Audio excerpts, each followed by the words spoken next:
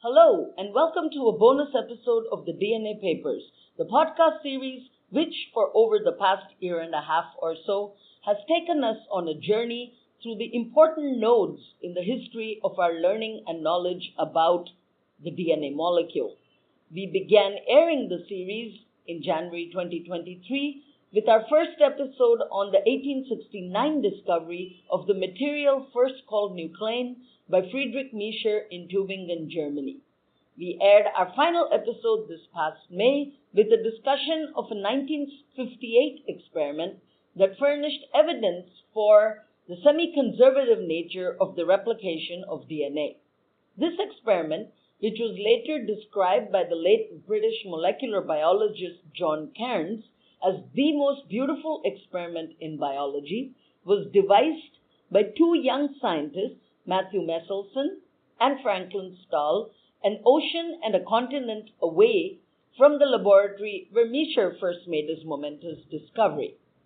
Today, I'm delighted to welcome our listeners back for a real treat, a bonus episode, as I put it earlier, an episode featuring a conversation with the authors, Meselson and Stahl themselves.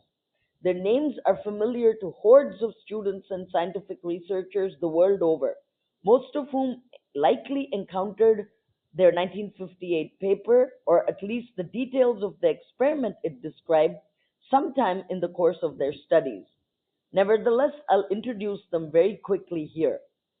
Professor Meselson is Emeritus Professor at Harvard University, and he also participated in an earlier episode in this series about the paper by William Asprey and Florence Bell on the first X-ray crystallography pictures of DNA that were ever taken.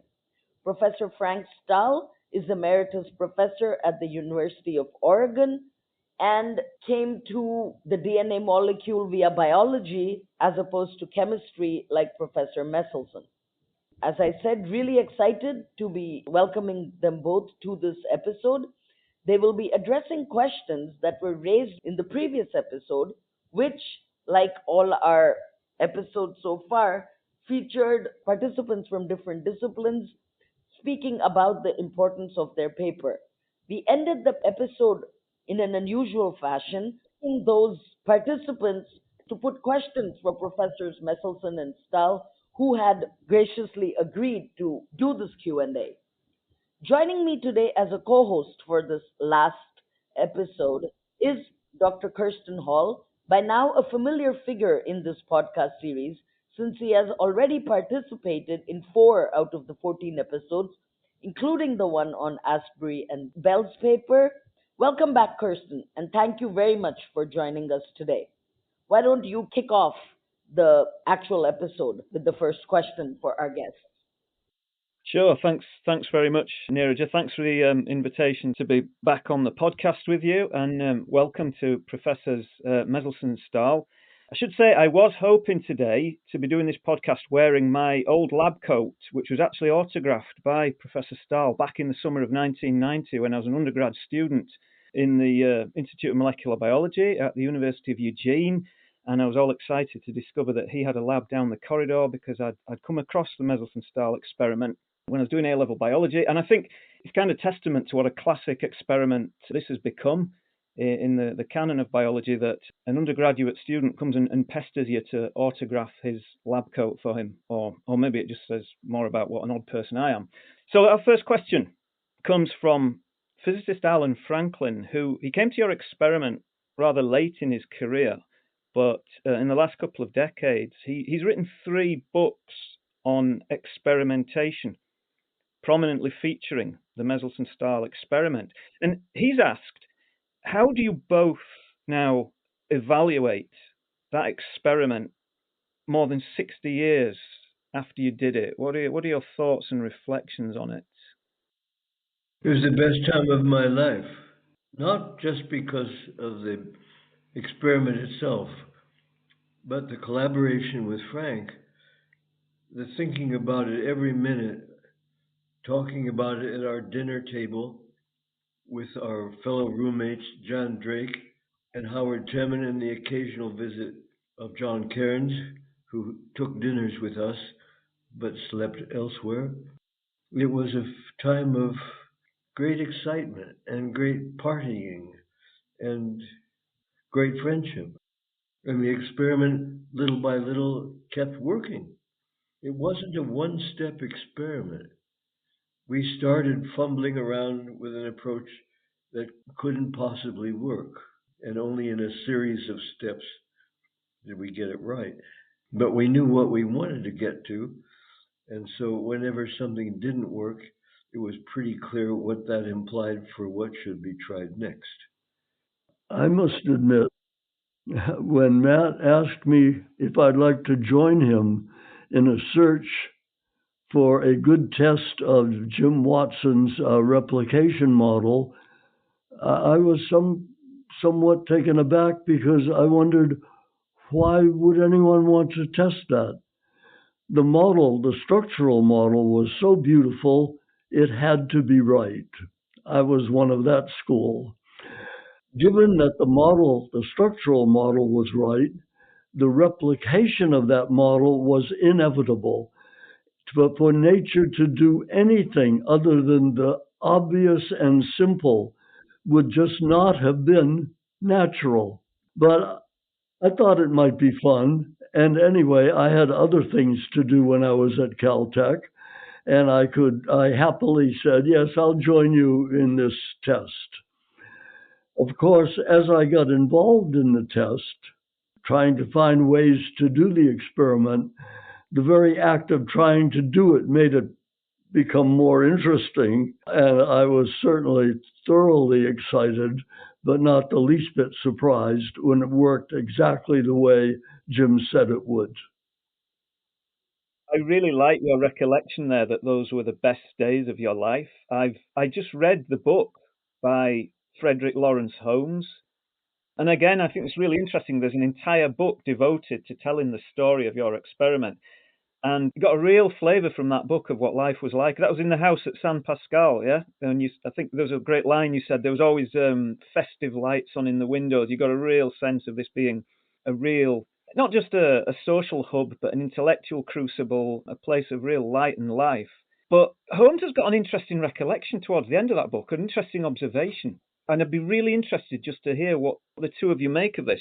Holmes says, regarding your experiments, I cannot imagine a graduate student or postdoc now daring to take the risks Meselson and Stahl took because the requisite number of papers to get a job could not be assured. We might well ask whether the powerful technical methods and conceptual orthodoxies of the molecular biology of today do not tend to suppress rather than encourage such creative adventures as Meselson and Stahl were able to conceive and carry out. So there's an implication there that you were very much in a golden age. I'd be interested to know, what do you make of Holmes's observation there? Yes, I could remark on one golden feature. Molecular biology was an infant science, and all the good universities wanted some. So there was the idea that jobs would be hard to find was not there. If we did something and remained honest and good and kind, we would certainly get a job. So there was, I think there was no pressure at all from the point of view of employment. Yeah, it's all a bit different. I don't think I ever even thought about what's next. Caltech was such a supportive atmosphere. I don't think the people around us or our friends were obsessed with getting jobs, so it just wasn't a question. It wasn't on our minds. That's interesting. I suspect times have changed. Yes, indeed, times have changed a lot. But I have an additional question also related to Larry Holmes's book, which, by the way, a shout out. I was one of Larry's last graduate students, so to speak, or at least one of the last students he took on as a PhD student before he handed me over to another colleague, to Bill Summers, when he got too ill. So this was a particularly poignant episode for me, besides being wonderful. But one of the questions I had for you both, when you went back over your experiments and discussed them with Larry in the 1990s when he wrote the book, did it change your evaluation or memories of those times? of those earlier times in any way? Because you just spoke about them being the best years of your life, or did it just revive the memories, or did it change your perception of those years in any way? Before addressing that question, which I will, I should add two things to what we actually did. We invented a technique which had enormous value in subsequent experiments, both ours and those of other people, and that's density gradient equilibrium centrifugation. That was our creation. Jerry Vinograd was an acquaintance. I'd never heard of him when we started our work, even though I was at Caltech as he was. He was a senior postdoctoral associate. He was very encouraging. He generously allowed us to use his centrifuge, his ultracentrifuge, because the preparative machine in Renato Del Becco's laboratory, which he was generous to allow us to use, didn't allow us to see what was actually happening in the gradients, whereas the analytical machine did. But it's a misconception to think that Jerry was critical to actually developing the method. That was done by Frank and me with a good help from Jerry in learning how to make best use of the machine. I think that's accurate. Frank, is that what you remember? You interacted primarily with Jerry, and I had very little interaction, essentially none, with him. But you kept me up to date and well, and reported on a daily basis how things were going. And there was no doubt that it was going well, partly because Jerry helped you get over the bugs of the machine and how to load cells, etc., and that was a big help. That for sure. But the idea of density gradient centrifugation was much earlier, and it was because, I think as in Larry's book, a lecture by Jacques Monod at Caltech, which I could tell you about, but I don't want to waste your time. But it's referred to also in some of the things I sent you separately recently. Mm-hmm. It was, the conception then was primitive. It was the gradient would be manufactured, not automatically produced by the forces of diffusion and centrifugation, and it would be made of sucrose and not cesium chloride, and it would measure just going to the top or going to the bottom, not forming a band. So in that sense, it was a very primitive approximation to what finally came out. It was designed to find out whether beta-galactosidase is already present in bacterial cells, but only tweaks in some way to change its configuration or molecular structure to make it an active enzyme, or whether it was produced by de novo synthesis provoked by the addition of inducer.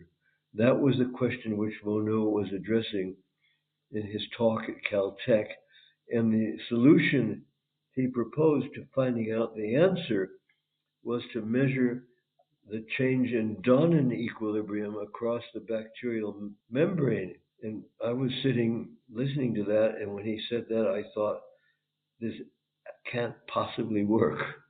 I could go into detail why I thought that. And then, since heavy water was on my mind then, and I don't know, heaviness, I had the idea you grow the bacteria in deuterium oxide instead of water, and then switch them to water.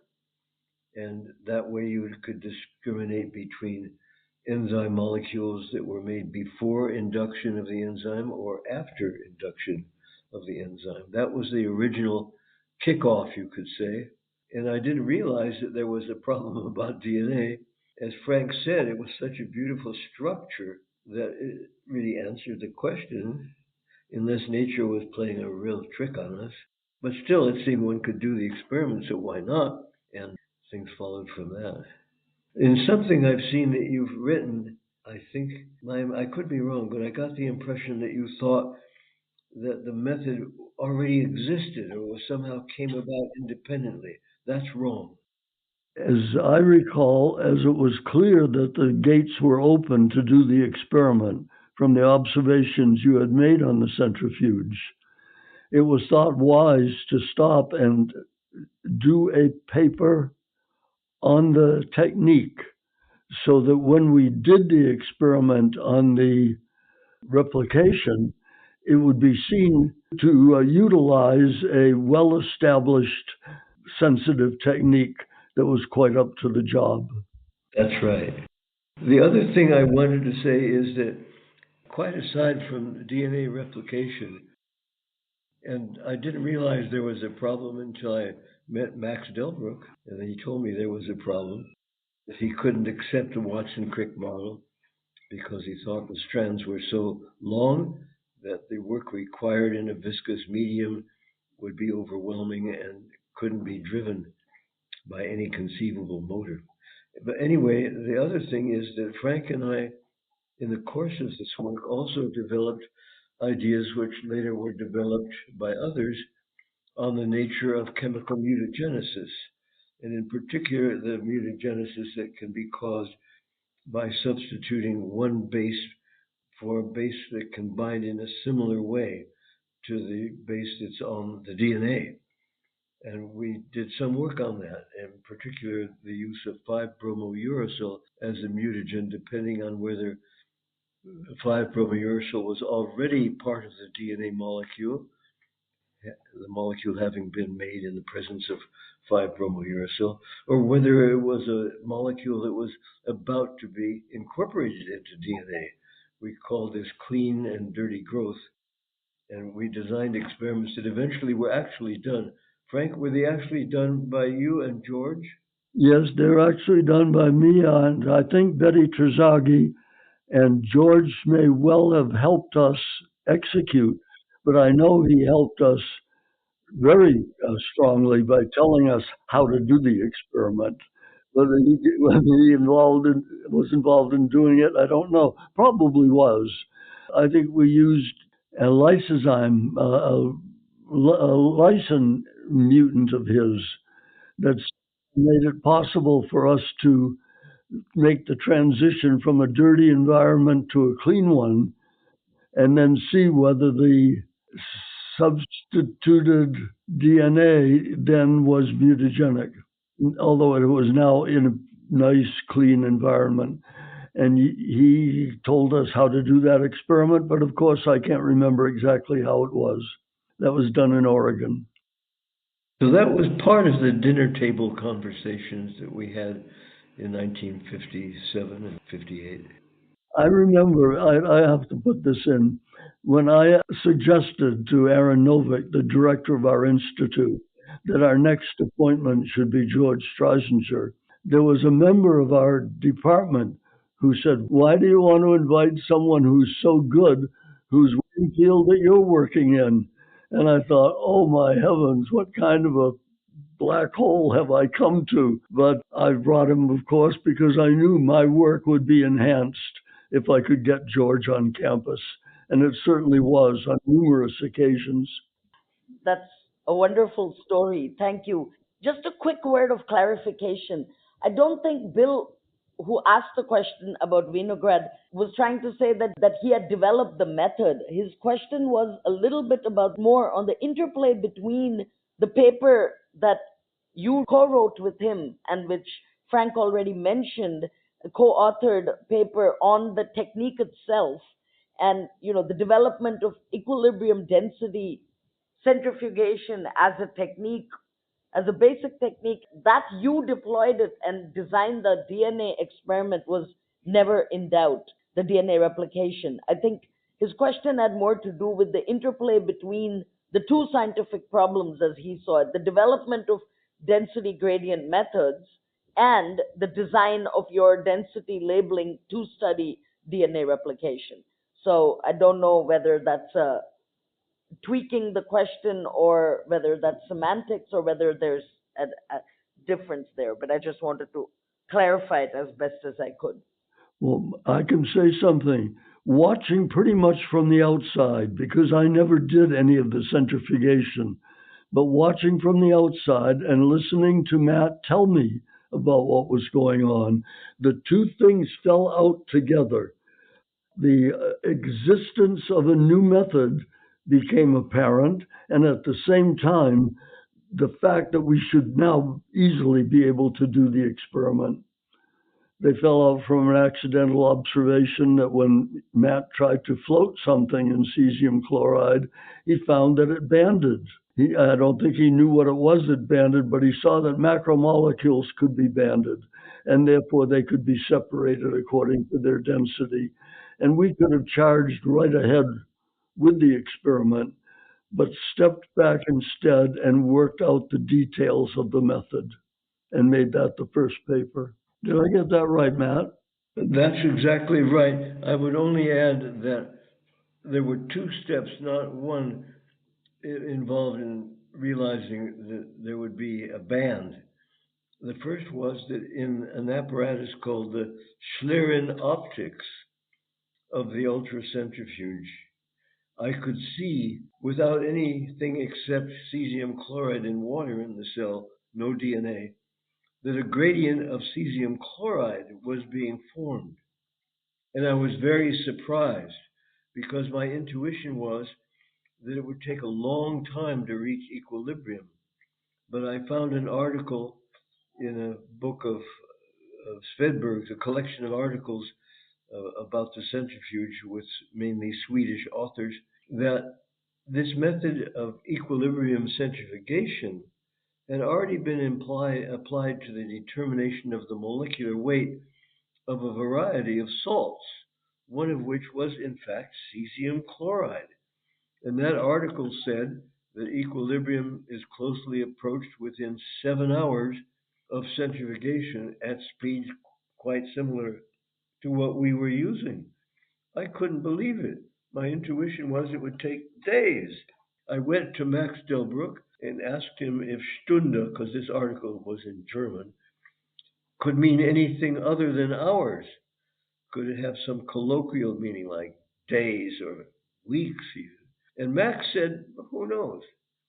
So that meant that I could still go around thinking that something was wrong, either with my intuition or with what I was interpreting the Schlieren change to mean. But pretty soon it became pretty clear that my intuition was completely wrong and that equilibrium was reached within a few hours. And that meant that now if you add DNA, you might see a band. And what we added first wasn't in fact DNA, it was phages. But they fall apart in the cesium T4 phages, fall apart in the cesium chloride gradient. And we could see there was a band which occurred approximately in the known density of DNA, which is 1.72 in water. And from then on, it became quite clear that we would be able to do this experiment with DNA itself and not with phages.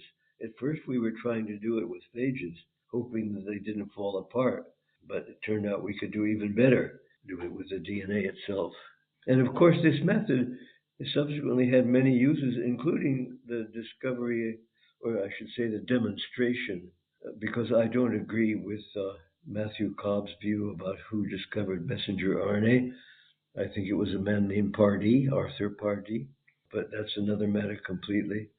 But that was the method that caused Jacob and Brenner to come to Pasadena to do that experiment, because I had all of the isotopes needed for that experiment. Oh, and I should add, density gradient centrifugation enabled Frank to continue and do a large amount of experimentation, which showed how genetic recombination really does take place, demonstrating hot spots for its initiation and other features in phages. You mentioned cesium chloride, choosing that over, because earlier it was just sugar that you did density gradients with. How did you come to work with cesium chloride? How did you come upon that?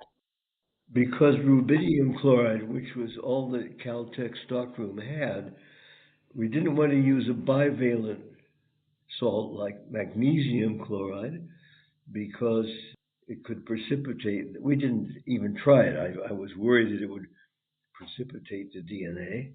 We wanted a monovalent salt. And if you look at the periodic chart, it's pretty obvious. It can't be lithium, it can't be sodium, it can't be potassium. Maybe rubidium, and Caltech stockroom had that, and that wasn't dense enough. And that lepcesium, unless you want to go to a radioactive one like technetium, out of the question.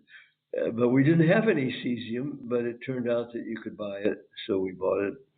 So my next question, actually, Matthew had begun to address it to the question that Bill asked about your social milieu, what you remember, and Matthew said it was the best time of your life, which I love to hear about. But Bill's question in very young jargon is, what did you all BS about when you were drinking beer just after returning from the lab? And what did you discuss? What do you remember about the reception of these experiments? Did they have questions, criticisms? Did they have ideas that helped? Or was it you both told them and they listened, which I easily see happening in large crowds? So I guess that is the gist of Bill's question. I can remember discussing some correspondence we had with scientists in other locations, most of which were pessimistic. Oh, it won't come to equilibrium in time. You'll be there forever watching the centrifuge. Generally, not much encouragement when we were describing what we were now on the threshold of doing. But I think by that time we felt pretty confident that it was going to work. Frank, I have a quick question. Would you care to name names about the correspondence, or you'd rather not? The people who wrote and who were pessimistic.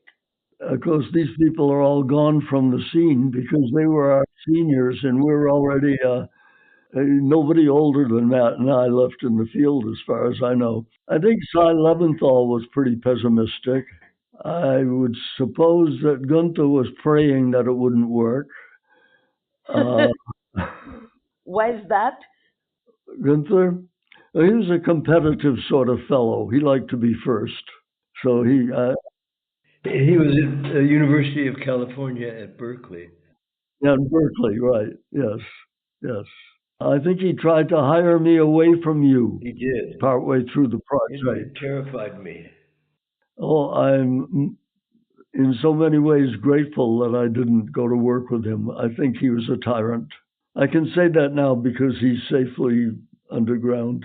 Matthew, could you pick up on the question about the milieu then? Our social milieu was greatly affected by the house in which we lived. It was a wonderful house, somewhat Victorian, oddly for Pasadena, directly across the street from the lab, which meant that you could go back and forth at all hours, and big enough to have separate bedrooms for 4 of us, plus parties, bedrooms for people who might stay all night. Frank isn't smiling. I don't know why. There he goes.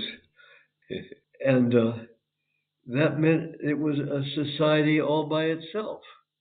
We knew each other. We liked each other. We all had jobs. That is, I was a cook. Jan took care of the gardening. And I cleaned up the kitchen. Frank did the dishes, helped by John Cairns when it was dinner time.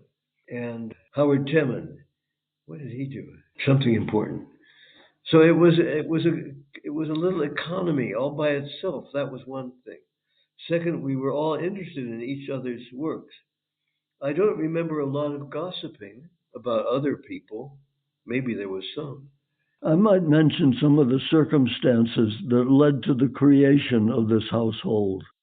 When Matt and I met each other in Woods Hole and discussed the possibility that we might work together to test Jim Watson's model for DNA replication, the assumption was that I would be arriving as a bachelor. I was a bachelor at that time at Woods Hole, and I had no prospects to be anything other than that. However, when I arrived in Pasadena, I had with me a 20-year-old bride, and I call her a bride because she had married me after we knew each other only a week. And we traveled together to Pasadena and found a place to live in Pasadena. And she decided after a couple of weeks that she really didn't like Pasadena. I think maybe she really didn't like me. I'm not sure. Or maybe it was Matt she didn't like. Who knows? But she decided she had to get out of there, and she was going to Chicago. Now, I was left then with no company to live with. I was left again as a bachelor. So I looked up Matt, and Matt was acquainted with Jan Drake. And the three of us decided we'd take a house together. And they knew of a house on the corner of Pasquale Street and whatever street that is that the lab was on. And it would be a perfect house if we could rent it from the university. And I was sent to do the business dealing because I was a postdoc and had some stature that they didn't have. And the university did rent it to us. And I think it remained a student house, a boys' house, essentially, because there were almost no women in the Caltech student body until the university decided to sell it. I lived in that house then with Matt and Jan Drake until early April, so from September until April. At that time, my wife notified me that she was about to deliver my first child, and she was in Chicago, and would I like to come and see him? So we were uncertain about who was going to take care of this child and whether anybody would even take it as their responsibility. But when I got to Chicago, my young wife greeted me joyously and said, "We will raise him together." So after son was old enough to put onto the airplane, the three of us flew back together again. And we moved in with Matt and Jan in that house which I had left to get her.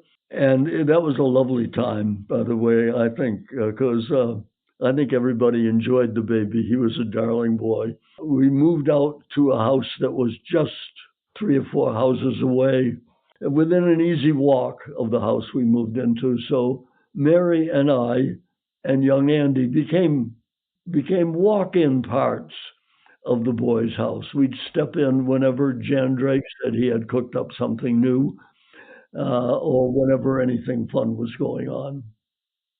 That young wife grew up as we grew up together, and she came to work in my laboratory and turned out to be a phenomenal technician. And all of the experiments that Matt mentioned, in which we showed that the process of crossing over was, on the one hand, caused by DNA replication, and on the other hand, caused DNA replication. She and I worked those things out together using the density gradient centrifugation as the central, absolutely central element for showing those things. Going back to those youthful days, we have a question from Janina Wellman, who's a cultural historian and philosopher of science from the Max Planck Institute in Berlin. And she wanted to know if the two of you recognize yourselves in all the subsequent historiographic narratives that have been written about those 3 years of experimentation, in which you're often portrayed as youthful, bold figures using your academic freedom. The question is twofold. Do you recognize yourselves in those narratives? And also, I guess, on a more philosophical level, in your view and experience, is what's presented in those narratives an apt description of how science is done? Or is it just some very old and persistent and perhaps romanticized historiographical narrative and ideal? I can answer that first, and then Matt can answer, but I'll be very brief. We spent a lot of time with Larry Holmes, and the book covers not only the science, but our personal life in depth, sometimes in an embarrassing degree of depth. Yes, I recognize myself sometimes painfully in that book. Actually, I've got to say, on a personal level, I remember when I was 17, I think it was, I was reading Richard Feynman's autobiography, and I'd just learned about your experiment at school, but that's where Feynman describes this incident where he's trying to walk across the Caltech campus, and first of all, there's one of his colleagues comes bounding up to him to tell him some new cosmological information they've got, showing that the universe is actually older than the Earth. And then he says, I still couldn't make it to my office because then I'd only got a bit further when this young guy, Matt Meselson, came bounding up to me to tell me in great excitement about the results of an experiment that he and Frank Stahl had just done to show that DNA replicated semi-conservatively. That always stuck in my mind at 17 because I thought that's what a career in research must be like.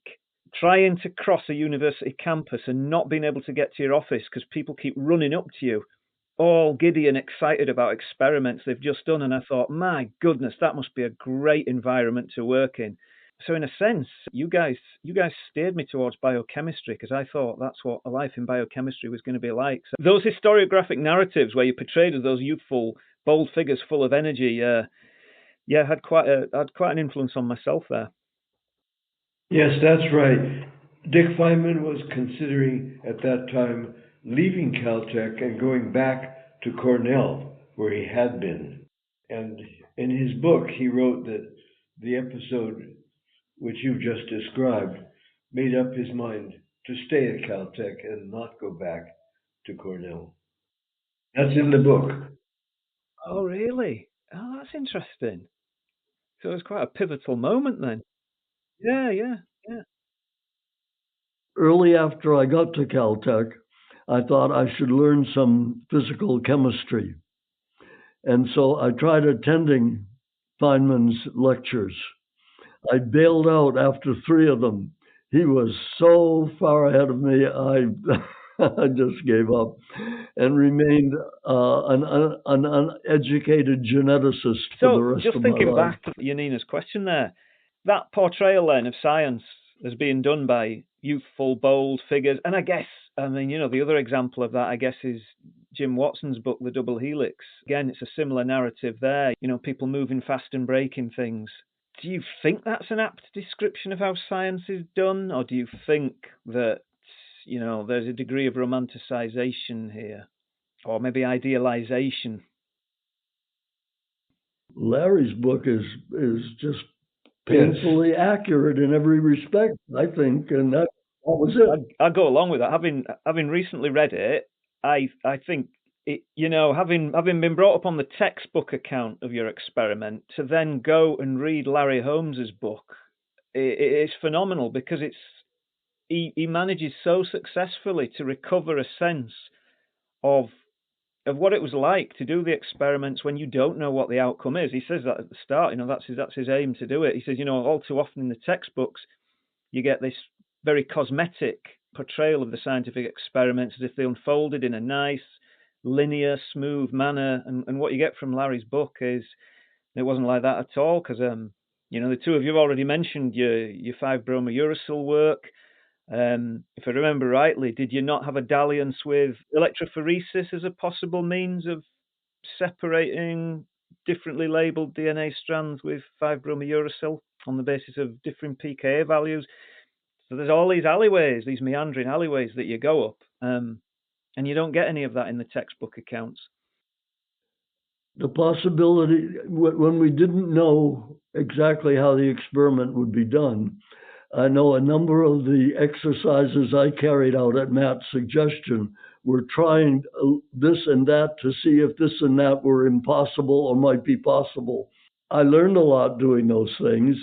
None of them led anywhere because the technique that was finally used was, if you will, accidentally, to some degree, accidentally fallen upon. And I had really little or nothing to do with that. But I did have a lot of fun trying to find out what ways wouldn't work very well, or if we were driven to use them, how we might be able to use them. I'd like to mention one breakfast we had at your house, at our house, Matt, that lends some color to that house. Matt and Jan were interested in some political activity that they kept me unaware of. I don't think they trusted me. They thought I was a Boston reactionary, and they didn't keep me up to date on their political activities until they got to know me better. But one day at breakfast, we had an especially delicious breakfast that Matt helped cook. I think he cooked the bagels, and we probably had bagels and lox and cream cheese and maybe some other things, and maybe some Slivovitz to wash it down with. I'm not sure. And our guests for breakfast were George Beadle and William O. Douglas, a member of the Supreme Court at that time. And the reason Douglas was invited to breakfast was because Matt wanted some advice about how to reserve some space and what laws applied to whether or not somebody could say, no, we don't like what you're going to do there. Can you bring me up to date? Because at the time it happened, I was very much on the edge of what your activities were, what your rather nefarious activities were. I hesitate to answer your question, and not because of any political concern, but because my memory of this is a little different. But I think it was Jan who invited Douglas. Douglas, and I do remember that he was very informal and nice to be with. That's absolutely wonderful to hear your reminiscences of those days. I have a question now going back to those days actually, or little after, and Michel Morange, historian and philosopher who actually started out his journey in science and history of science and philosophy of science in Jacques Monod's lab, I believe, and especially mentioned Matthew, your other experiment to do with gradients in our previous conversation. He wanted to know whether there was anything about the experiment and the path leading to it that you did not, in his words, dare to say at that time, but are willing to now with the benefit of hindsight and time. No, no. I think Larry squeezed us dry. I don't remember anything that we. Larry went through our notebook. Just to come in on there, when I was reading Larry's book, there was some mention of, at the time in your paper, you didn't use the word strands, you used the word subunits. Frank and I think especially Frank, was insistent that the paper say no more and no less than what we had found. We didn't find strands, we observed subunits. We didn't know what they were. And we may have been additionally cautious, I think this is true, because at Harvard then, in the laboratory of Paul Doty, using light scattering as a method, they concluded that heat denaturation of DNA, they were using calf thymus DNA, did not result in a reduction of molecular weight. Whereas we observed that when you heat denature E. coli DNA, it's a different DNA, but still, that the band in cesium chloride widens, meaning that the molecular weight is reduced, presumably because the strands have come separated from each other. Now, it turns out that Doty was wrong, but he was a major figure in those days and a full professor and at Harvard and all that. And we were hesitant to say he had to be wrong. So we went to the trouble of actually saying in our paper, and I think in retrospect, it was a blemish on our paper, but we at that time felt that we had to explain that there was still a problem, and we were talking about subunits, and we couldn't swear that the subunits were single strands. That was eventually settled later in a number of ways, including by John Cairns, who measured the length of the lambda genome, and we also knew the size of the lambda genome, and you put those two things together, it's double-stranded, and that's that. But Doty was wrong, but his was a very imposing figure at the time, and we were mere students and postdocs. That is a really valuable and interesting observation. That brings into play a really important kind of whole sociological angle to the way that science works. I shouldn't have used the word mere. We didn't feel at all humble. We just felt that Doty was wrong. I'm happy that we did it the way we did. I think it showed how science should be done, and I'm equally happy, even more happy, that nobody stumbles over that. The paper is still noted everywhere as the paper that demonstrates that Jim Watson was right about his replication model. So, have I got this right then? Was there there was a guy, was it Liber Cavalieri, who he still dug in a little on Oh, yes. on a different model of replication, right? For several years, starting with the idea that DNA might have more than two strands, I think six. Oh, wow. Alan Franklin, the physicist, he also had a more specific question about the time, and I'm not sure how this relates to what you said about Doty, and in case it does, please explicate. But he wanted to know why you were so cautious originally in discussing what was called the dispersive model of DNA replication when your work on denaturation provided such good evidence against it. We were not being cautious out of any doubt. We were being cautious in order to be rigorous. We wanted to say what the experiment showed, no more, no less. Could you please describe for our listeners what the dispersive model is? It was mentioned in the previous episode and now as well, but I'd like somebody more expert than myself to break that down for the listeners. You're asking about the dispersive model? That's right. Yes. Well, Max Delbruck believed that for the strands to separate in a medium with the viscosity of water, to do that, according to Jim's cartoon of the process, would have required either rotating the unreplicated part until all the strands were separated, or even worse, winding the two daughter strands round and round. Both of these processes, Max felt, if there was no breakage in a molecule even the size of an E. coli chromosome, would require a level of work implausible for any kind of process that might occur in a bacterial cell. And therefore, he thought there had to be breaks, because if there are breaks of single strands, there could be rotation around the resulting single bond, and you wouldn't have to move the whole arms or the entire unreplicated part. You could just rotate around the single bond created by the break. And he proposed a very specific model in which breaks are made at every 8 bases. And then in sealing it back up again, it happens that according to Max's model, you didn't seal it up the way it had been. You seal it up by joining a short piece of old DNA to a short piece of new DNA. That meant that you would find a sort of continuous density, not two different densities. When you separate the strands, they would have the same intermediate density. That, of course, is not what we found. But Max his reasoning was fine. There was nothing wrong with it. It was based on a legitimate calculation. And he, in a way, was also right about the breaks. We didn't know about topoisomerases then.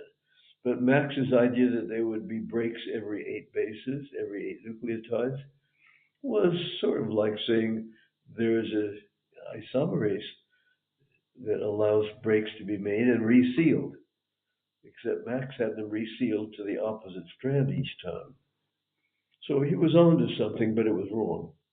To go back to Alan's question then, but your denaturation experiments were giving enough evidence to show that his concerns were probably not something to worry about that much. Is that correct? The only person who I remember even questioning this was Lieb Cavalieri, and nobody else questioned it.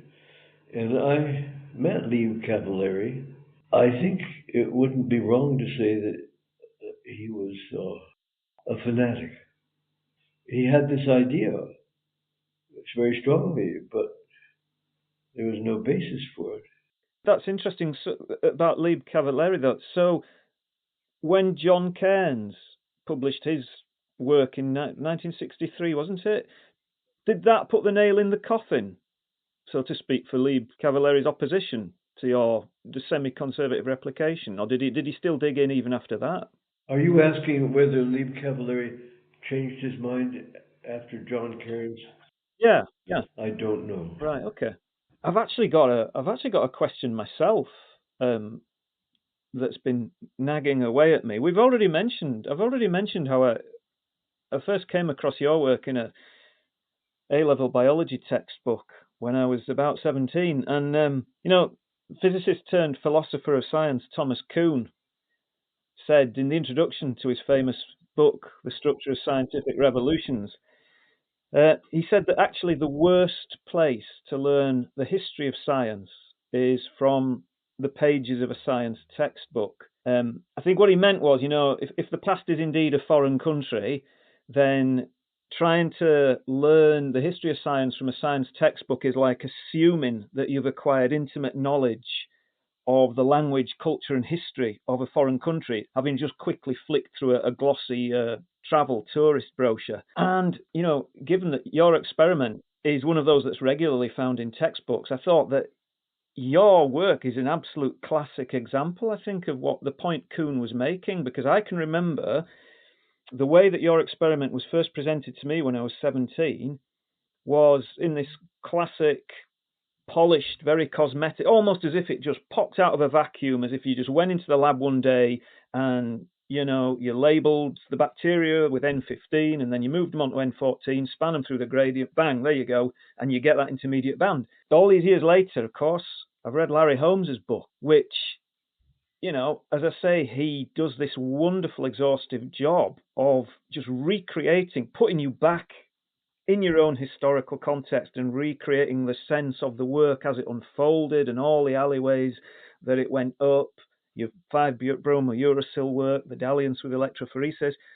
My question would be just, what do you think of Kuhn's observation there about the pitfalls of learning the history of science from science textbooks?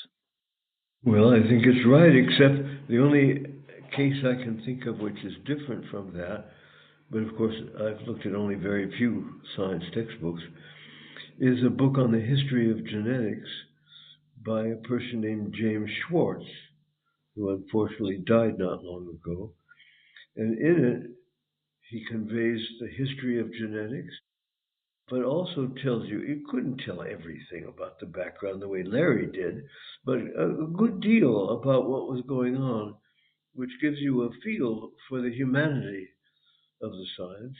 It's a very good book, and so far as I know, completely accurate. So it's a wonderful book. Jim Schwartz. I'll check that one out, and I'm really glad that you brought up the history of genetics there, because staying on the theme of the way the history of science is presented in textbooks, there's a wonderful video on YouTube of the two of you talking about your experiment, and there's a bit where one of you says that you recall John Cairns ringing you up one time, and he tells you that he's just been reading Mendel's paper, and he says, it's the most beautiful experiment in biology, to which you reply, well, hang on a minute, I thought you said our experiment was the most beautiful experiment in biology. So I'm going to try and offer you some consolation here, because we're all familiar with the Mendel who gets presented in textbooks. The lone genius, the friar in his monastery garden.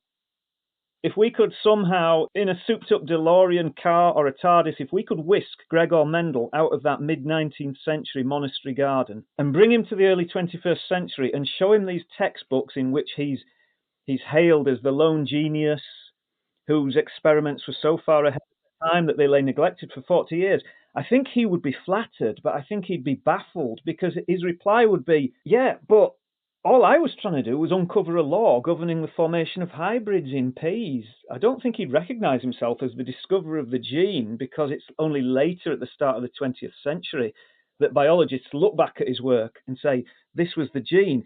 So that's a long-winded way of saying, I don't even think that Gregor Mendel would recognise his work as the most beautiful experiment, which means you guys still hold the title. I'd like to make an aside. Somehow I found a copy of the transcript of Mendel's record at the University of Vienna, and it showed what courses he had taken and what grade he got. And there was one course which he took, and then he took it again. He took it twice. So I was curious about that. And what was this course? It was one taught by a man named von Echtinghausen. So I wondered, who is von Echtinghausen? and I found that he had written a book. And the title of the book is Permutations and Combinations. Permutations and combinations are something I remember from math class. So clearly, this was very much on the mind of Mendel. In fact, you could say he fell in love with it. There's a question that I've been dying to ask you, but unfortunately I was just cut off there for a short while, so hopefully now I get the chance to ask it. It's ever since I was reading an account of your experiment that conjured up this lovely image of you all sitting around the kitchen table testing the suitability of sugar solutions for your density gradient centrifugation using fingernail clippings. And I just wanted to know, did that really happen? How did that come about? Well, we knew that DNA was a little denser than proteins, and fingernail clippings are proteins. So in thinking about how we might make a density gradient that would float DNA, we were having dinner at the dinner table which Jan Drake had built, a wonderful table that he had built. And there was sugar on the table, and there was salt on the table. So we added both to saturation, dropped in a fingernail, and it sank. So that meant that sugar and salt, even together, wouldn't do the job. And so we looked for something denser, and I think that's what led us to rubidium chloride, because the Caltech stockroom had that. But that wasn't enough either. So the next is cesium, unless you want an intensely radioactive laboratory, because the next one down heavier than that is technetium, which is very radioactive. So we ordered some cesium, and that worked. It had to be the chloride, because the others weren't soluble enough. Frank, do you have anything to add to that? No, I wasn't at that dinner table that I remember, but I've heard the story before, and it was each time it's told, it's exactly the same. Much as I would love to linger, I think it's time to bring this episode to its conclusion. It's been a really lovely special episode with trips down memory lane with Matthew and Frank, and we really thank you both for taking the time out to speak with us. I hope our listeners appreciate this episode as much as we do, for it's been really special. This is actually the end of a 3-year-long process that has been the DNA papers, which might explain why I'm hedging and fudging and not bringing this to a speedy close. Thank you so much, everybody, for listening and coming on this journey with us. And I'd especially like to thank Babak for taking me seriously when I proposed this idea. And I'd like to thank everyone once again. This has been one great ride.